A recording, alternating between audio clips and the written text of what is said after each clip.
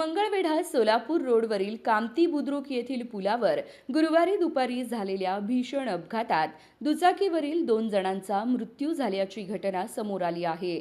या घटनेमुळे परिसरात हळहळ व्यक्त होत आहे। कामती बुद्रुक येथील पुलावर हा अपघात दुपारी 3:45च्या सुमारास घडला। बालाजी यल्लप्पा खरात वय 42 आणि सुरेश अण्णा वोन्माने वय 45 दोघे राहणार वटवटे तालुका मोहोळ अशी मृतांची नावे आहेत। दोघेही मंगळवेढ्यातून सोलापूरकडे दुचाकीवरून डबल सीट प्रवास करत होते। दरम्यान पाठीमागून भरधाव वेगाने आलेल्या टेम्पोने त्यांच्या दुचाकीला जोरदार धडक दिली। या धडकेत दोघेही दुचाकीवरून फेकले गेले आणि गंभीर जखमी झाले। अपघात इतका भीषण होता की घटनास्थळीच दोघे बेशुद्ध पडले होते। स्थानिकांनी तातडीने त्यांना उपचारासाठी सोलापूरच्या शासकीय रुग्णालयात दाखल केले। मात्र डॉक्टरांनी तपासणीनंतर दोघांनाही उपचारापूर्वीच मृत घोषित केलं। या अपघाताची नोंद सिव्हिल पोलिसात करण्यात आली असून पुढील तपास सुरू आहे।